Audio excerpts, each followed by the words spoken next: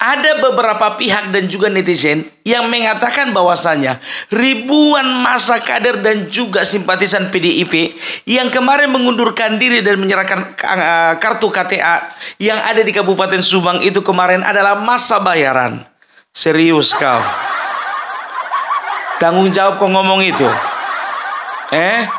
Ini penistaan bagi masyarakat Subang dan sekitarnya. Ya. Setauku masyarakat di Subang dan juga sekitarnya itu tidak bisa dibeli dengan apapun. Hati-hati kalau ngomong, enak aja kalian ngomong masa bayaran. Emang demo-demo pilpres kemarin dibayar 50.000, dimakan korlap 20, dikasih 30.000 sama yang ikut demo. Nggak begitu ya, nggak begitu. Gimana kartu anggota kemarin itu? Sudah didata siapa-siapa orangnya? Dipastikan mereka nggak akan kembali ke kandang banteng. Ya, kan ya, karena gimana pun juga ya mereka itu adalah loyalisnya Marwar Sirait.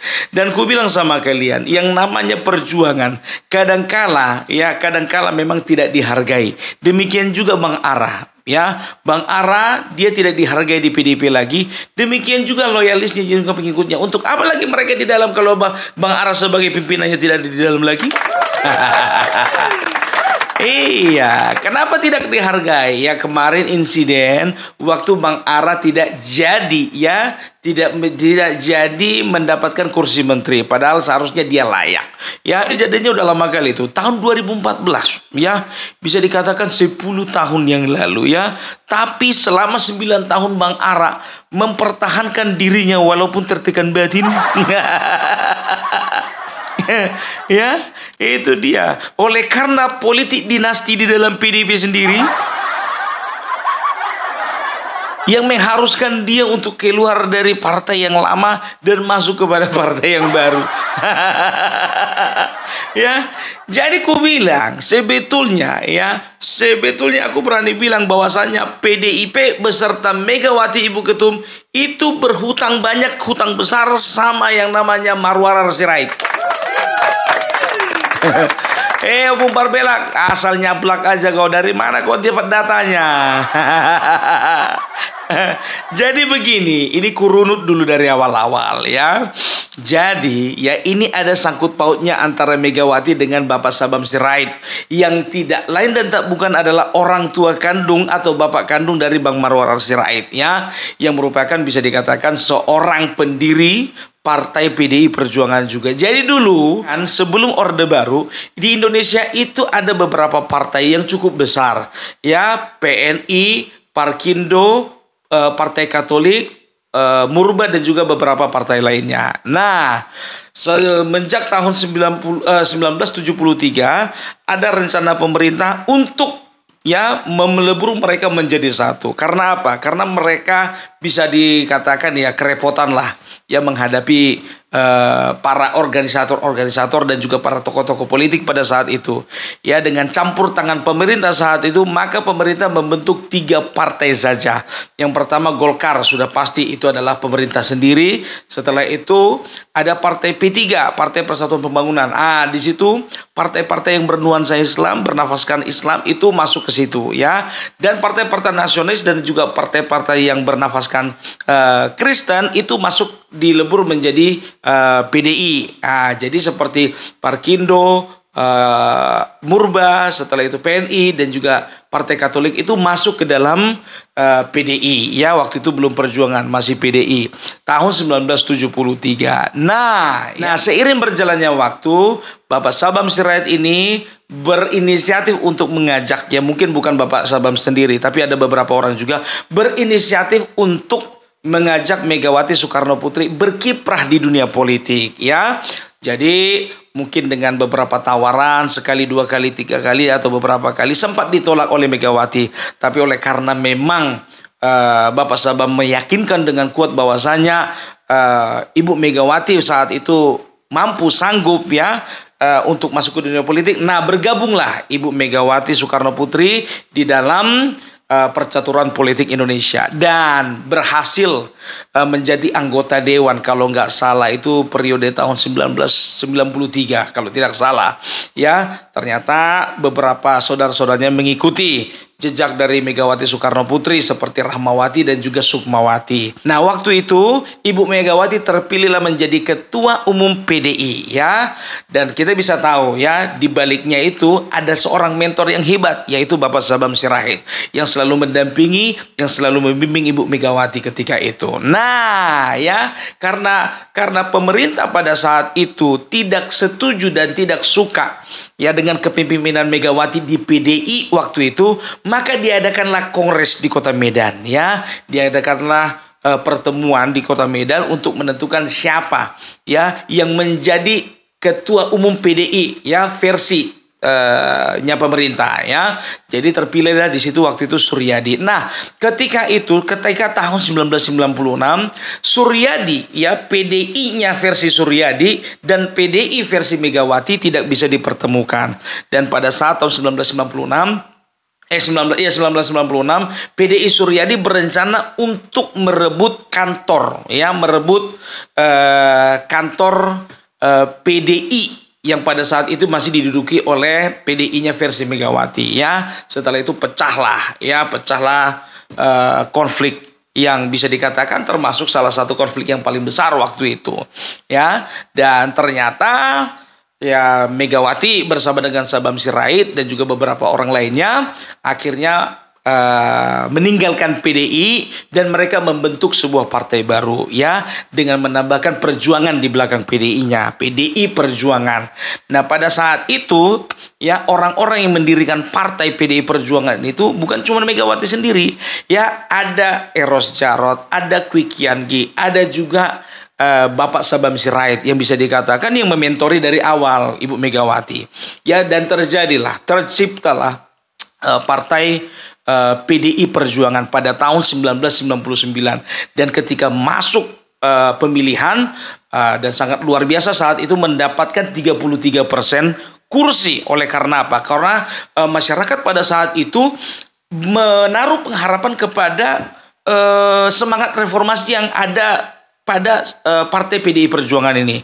Karena pada saat itu ada beberapa partai ya, termasuk PAN yang juga bisa dikatakan ikut andil di dalam reformasi. Ada, kalau nggak salah juga ada waktu itu PRD ya, Partai Rakyat Demokratik ya, yang kalau tidak salah diketuai oleh Budiman Sujatmiko waktu itu ya. Dia pendirinya kalau tidak salah. Nah ya, setelah tahun 99 mereka mendapatkan kursi 33% karena apa? Mereka mendapatkan kepercayaan masyarakat bahwasanya semangat reformasi yang mereka perjuangkan itu mampu membawa perubahan kepada bangsa yang lebih baik lagi ya. Nah, pada tahun 99 meskipun PDIP mendapatkan suara 33% di parlemen, tapi mereka tidak berhasil mengusung Megawati untuk menjadi presiden ya. Karena apa? Karena ternyata ada poros tengah yang diciptakan oleh Amin Rais dan partai-partai Islam lainnya itu bersatu. Karena waktu itu bukan rakyat yang pilih ya, karena waktu itu adalah anggota DPR MPR yang memilih. Jadi bersatu untuk memilih Kiai Haji Abdurrahman Wahid sebagai presiden. Disahkanlah Presiden Abdurrahman Wahid menjadi presiden Indonesia yang keempat. Ya. Nah, hingga satu ketika terjadilah pelengseran yang dilakukan oleh beberapa orang DPR untuk menggantikan Kiai Haji Abdurrahman Wahid untuk menghentikannya sebagai seorang presiden. Nah, digantikan oleh Ibu Megawati ya. Jadi selama 2 tahun pemerintahan semenjak tahun berapa ya? Tahun 2001 sampai 2004 ya, kalau tidak salah, entah 2001 entah 2002 ya, sampai 2004 ternyata Megawati menuai ketidakpuasan baik dari pemerintahan baik juga dari masyarakat ya, sehingga tahun 2004 ya, waktu itu dia bertarung bersama dengan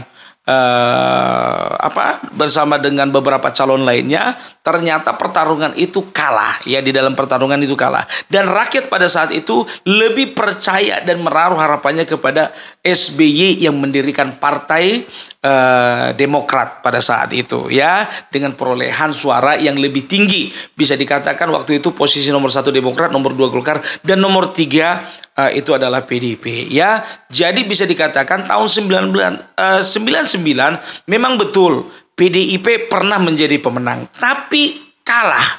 Ya, oleh karena apa? Oleh karena ketidakpuasan masyarakat, ya. Karena tidak ada tokoh yang bisa menjadi tumpuan masyarakat untuk membawa Indonesia ini lebih baik lagi. Ya, 2004 seperti kita ketahui, ya, PDIP waktu itu menjadi partai oposisi. 2004, 2009 mencoba lagi, kalah lagi. 2009, 2014, ya. Karena pada saat itu 10 tahun 2004 sampai 2014 itu adalah tahun keemasan bagi Partai Demokrat. Nah, pada tahun 2012 terjadilah pertarungan di DKI Jakarta untuk memilih gubernur pada saat itu. Nah, pada saat itu beberapa partai termasuk PDIP sendiri mencari tokoh-tokoh yang bisa dijual dalam tanda kutip. Dapatlah mereka waktu itu sosok Joko Widodo yang menjadi pusat perhatian dunia. Karena apa? Karena saat itu Joko Widodo itu menjadi wali kota terbaik nomor 3 di dunia. Nah, diboyonglah Joko Widodo ini, ya, pada tahun 2012 untuk bertarung melawan beberapa calon kuat lainnya, ya. Kala itu Bapak Joko Widodo bersama dengan Ahok, ya, mendapatkan kepercayaan, ya, untuk menjadi calon gubernur. Dan puji Tuhan, alhamdulillah pada saat itu, karena memang masyarakat dan rakyat juga melihat bagaimana kinerjanya Joko Widodo ini memang betul-betul bukan main-main. Ternyata banyak masyarakat yang menaruhkan harapan dan menentukan pilihan kepada Joko Widodo, ya. 2014, ya, terjadilah pertarungan Pilpres untuk pertama kalinya yang dimenangkan oleh PDIP sendiri, ya, dengan mencalonkan Joko Widodo. Karena memang pada saat itu beberapa tahun berturut-turut Joko Widodo dengan kebijakannya, dengan kinerjanya, dengan performance-nya, dia itu betul-betul menunjukkan kualitas luar biasa. Nah, dengan demikian, ya, Joko Widodo karena memang rakyat melihat sebagai sosok presiden harapan masa depan bangsa Indonesia, pusatlah perhatian masyarakat ke partai yang mengusungnya, yaitu PDIP. Nah, terbantulah partai PDIP ini sehingga Joko Widodo menang, partai PDIP juga menang.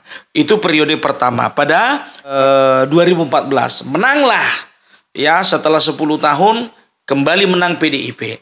2019 begitu juga, menang lagi PDIP. Karena apa? Karena ada sosok Joko Widodo.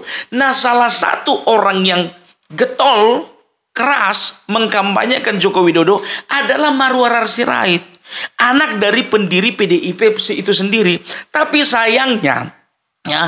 sayangnya ketika dia akan diangkat, udah otomatis dong Bapak Joko Widodo sekelas presiden seperti itu mengerti, ya, sejarah PDIP, mengerti siapa menjadi pendiri PDIP, mengerti, ya, siapa-siapa orang yang bisa dikatakan loyal. Karena apa? Karena beberapa pendiri PDIP sendiri pun juga saat itu berseberangan, seperti Kwi Kian Gi bertarung dengan Presiden Jokowi waktu itu, dia berada di pihaknya Prabowo Subianto.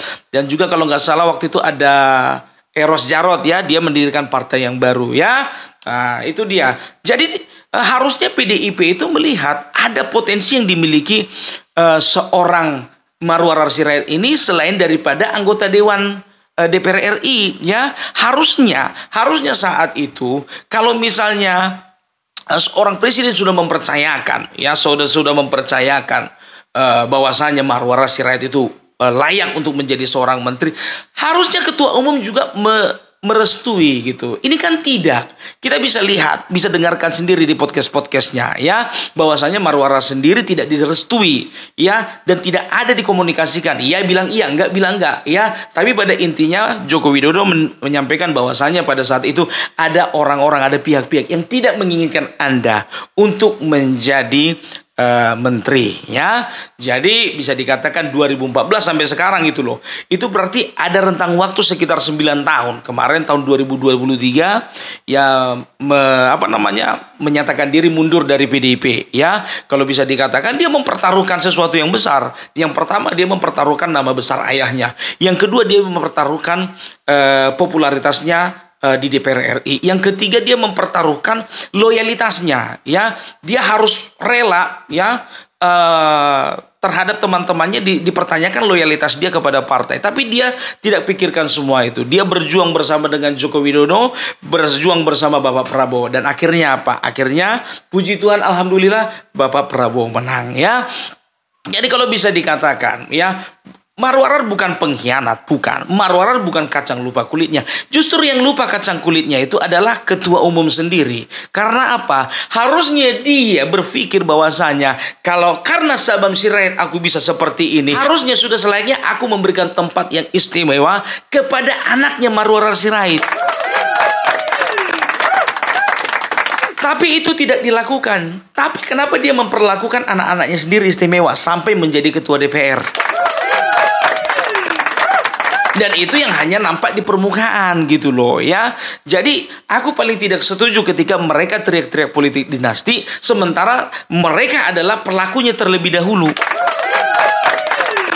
Mereka adalah pelopor dari politik dinasti itu gitu loh. Masalahnya mereka melakukannya di legislatif, Joko Widodo tergambar atau termindset melakukannya di eksekutif gitu loh ya. Jadi udahlah ya, tidak ada partai yang baik, tidak ada orang yang baik, tidak ada partai yang buruk, tidak ada orang yang terlalu buruk gitu loh. Jadi kalau bisa dikatakan ya, namanya PDIP dan juga Megawati Soekarno Putri itu hutang besar kepada ARA.